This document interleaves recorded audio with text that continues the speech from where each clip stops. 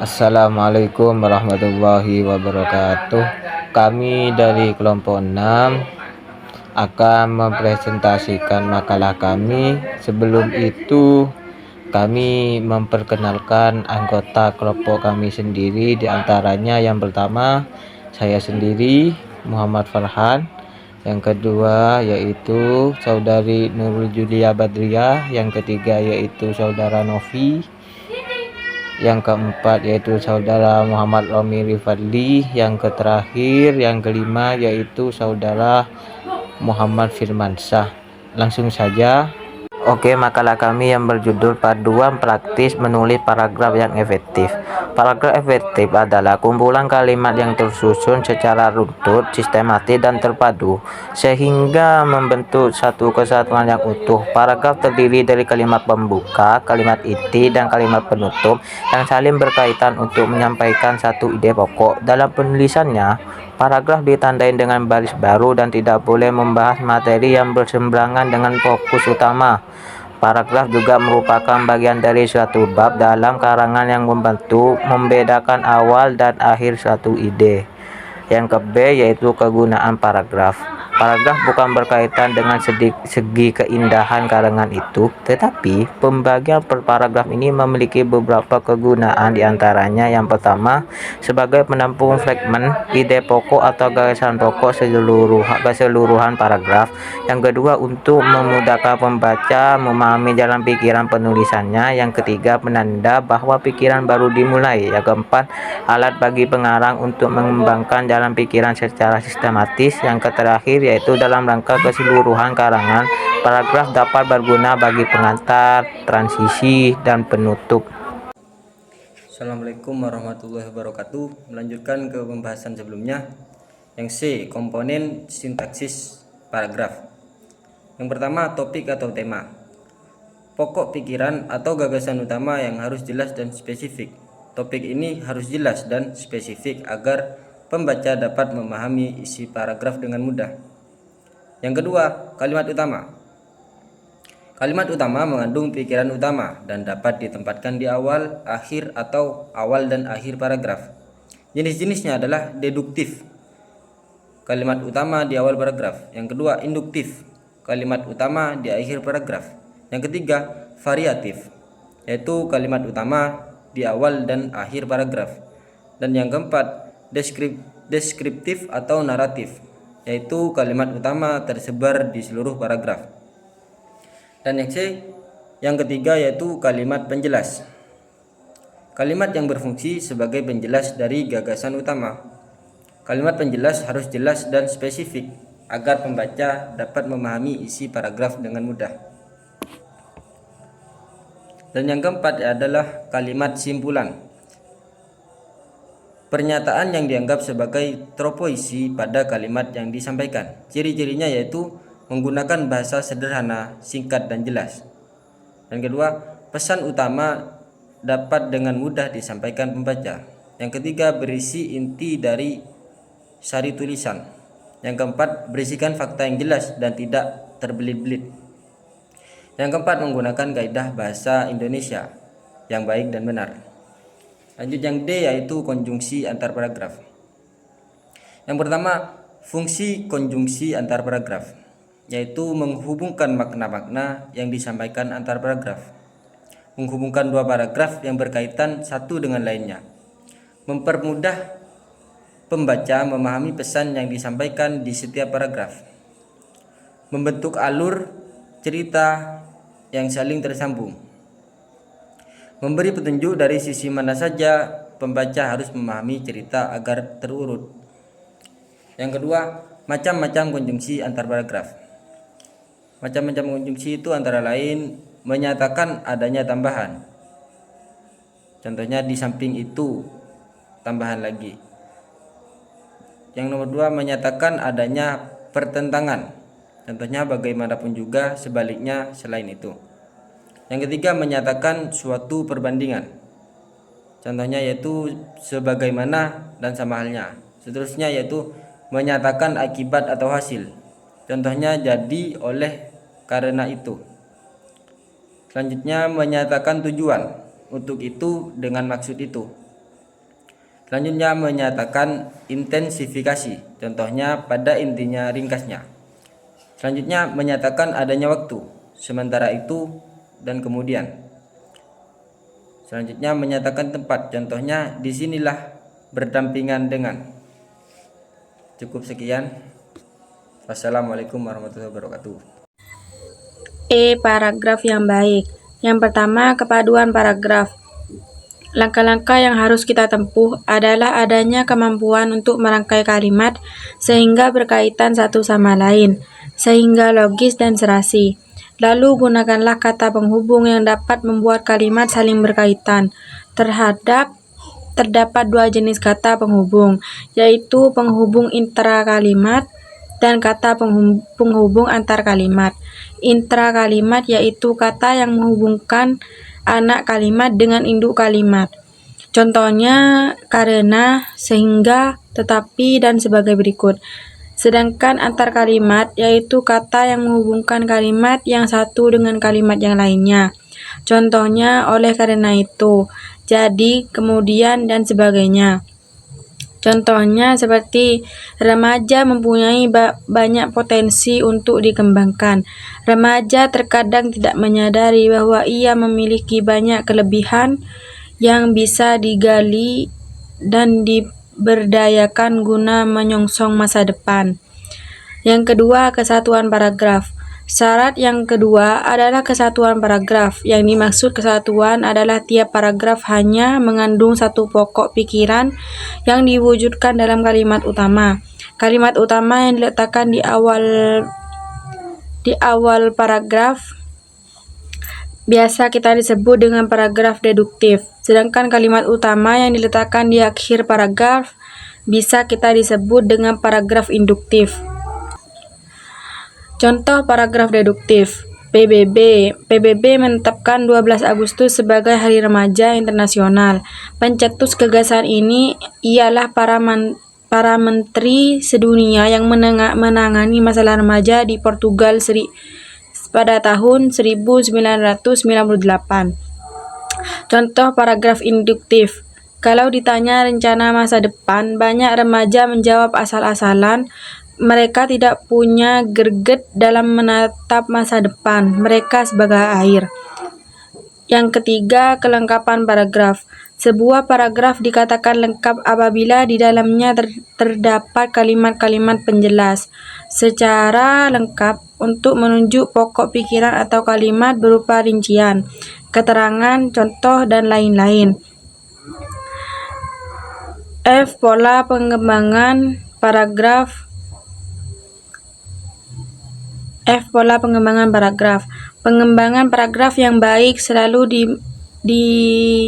memenuhi aspek penalaran. Penalaran yang baik dapat dilihat dari cara penulis mengembangkan atau merinci gagasan utama dalam gagasan bawahan serta menurunkan hubungan antar gagasan.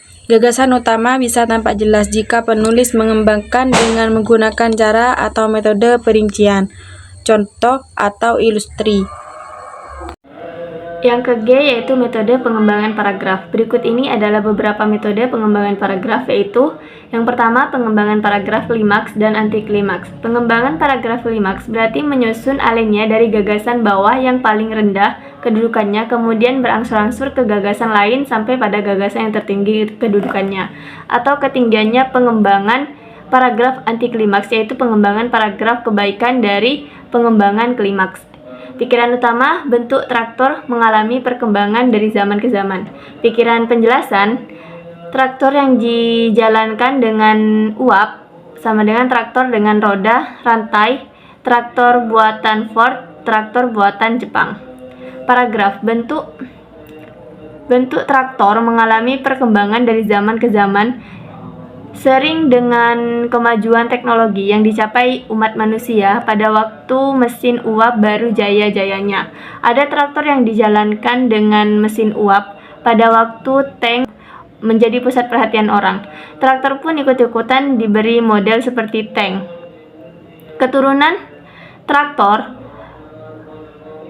Keturunan traktor model tank ini sampai sekarang masih dipergunakan orang, yaitu traktor yang memakai roda rantai.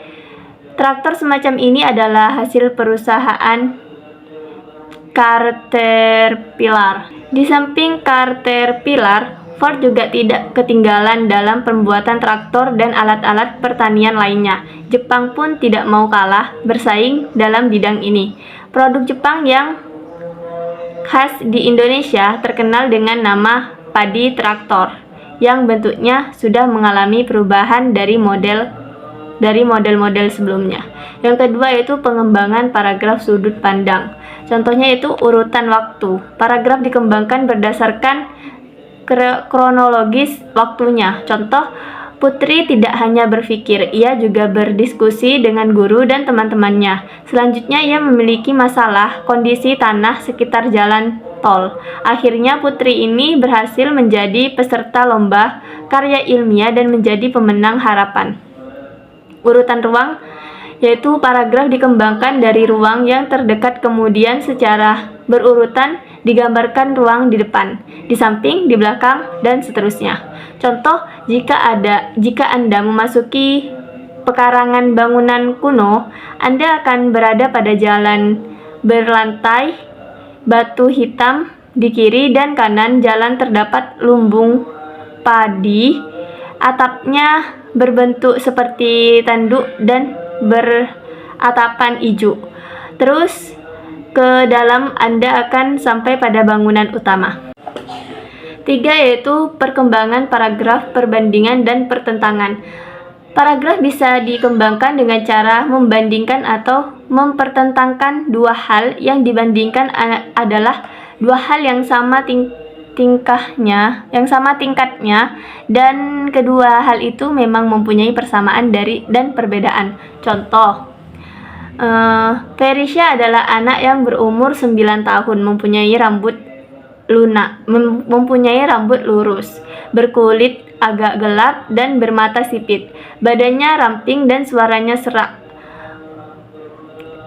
mempesona. Sementara itu, Anesha berusia 5 tahun, rambutnya coklat, bergelombang, badannya sehat dan tegap, berkulit agak terang, anaknya lincah, periang, dan pemberani. Yang keempat yaitu perkembangan paragraf analogi. Paragraf dikembangkan dengan membandingkan dua hal yang memiliki persamaan bentuknya atau fungsinya. Bisa juga untuk membandingkan sesuatu yang harus dikenal umum dengan hal yang kurang atau dikenal umum sehingga hal ini bisa dipahami dengan jelas. Contoh, percabangan suatu bahasa proto menjadi bahasa baru atau lebih dapat disamakan dengan percabangan sebatang pohon. Pada suatu waktu, batang pohon tadi mengeluarkan cabang-cabang baru. Tiap cabang kemudian bertunas dan tumbuh menjadi cabang baru. Demikian pula perkembangan pada bahasa. Yang kelima yaitu perkembangan paragraf. Contoh, perkembangan paragraf dengan memberikan contoh agar sesuatu hal yang terlalu umum bisa dijelaskan secara konkret. Contohnya, teknologi Barat tidak mudah ditanamkan di bumi timur. Teknologi tidak bisa dipisahkan dari kebudayaan sekitarnya. Teknologi tidak bisa dipisahkan dari kebudayaan sekitarnya. Siapa yang ingin menggunakan teknologinya dengan alam pikiran dan budaya Barat tetap harus mengingat kepentingan lingkungan sehingga tidak menimbulkan kekecewaan. Indonesia pernah mengimpor gerbong-gerbong kereta api dari Prancis yang dilengkapi dengan AC, tetapi penumpangnya masih tetap ada pada kebiasaan semula sehingga gerbong-gerbong itu tak lama sudah rusak. Yang keenam yaitu perkembangan paragraf proses. Perkembangan paragraf dengan metode proses bisa dilakukan dengan cara menyusun secara teratur suatu proses kerja. Proses merupakan suatu urutan tindakan untuk menghasilkan sesuatu. Urutannya harus dijelaskan sesuai dengan kejadian secara kronologis dan menyeluruh. Contohnya, ada beberapa tahapan penulisan yang harus dilakukan untuk menulis sebuah karya tulis ilmiah. Tahap pertama adalah tahap penulisan yang merupakan tahap perpisahan. Langkah ini dimulai dari pemilihan dan pembahasan topik, perumusan tujuan. Yang ketujuh yaitu pengembangan paragraf sebab akibat. Pengembangan paragraf dengan menggunakan sebab akibat bisa dilakukan dengan menetapkan sebab sebagai gagasan utama, sedangkan akibat sebagai pemerinci pengembangan. Namun bisa juga sebaliknya, akibat sebagai gagasan utama dan sebab sebagai perincinya. Contoh yang 8 yaitu perkembangan paragraf umum khusus. Perkembangan dari umum ke khusus akan menghasilkan alinea deduktif. Sebaiknya pengembangan dari khusus ke umum akan menghasilkan alinea induktif. Sebaliknya, pengembangan dari khusus ke umum akan menghasilkan alinea induktif. Kedua cara ini merupakan cara pengembangan alinea yang paling umum dan banyak digunakan. Yang 9 yaitu pengembangan paragraf klasifikasi. Pengembangan dengan cara klasifikasi dilakukan dengan mengelompokkan suatu pokok permasalahan, dilanjutkan dengan merinci detail lagi bagian dari kelompok tersebut. 10 yaitu pengembangan paragraf definisi luas. Yang dimaksud pengembangan definisi luas ialah pengarang bermaksud memberikan keterangan atau arti terhadap sebuah istilah atau hal. Keraf dalam Mudofar 2002 sampai 202.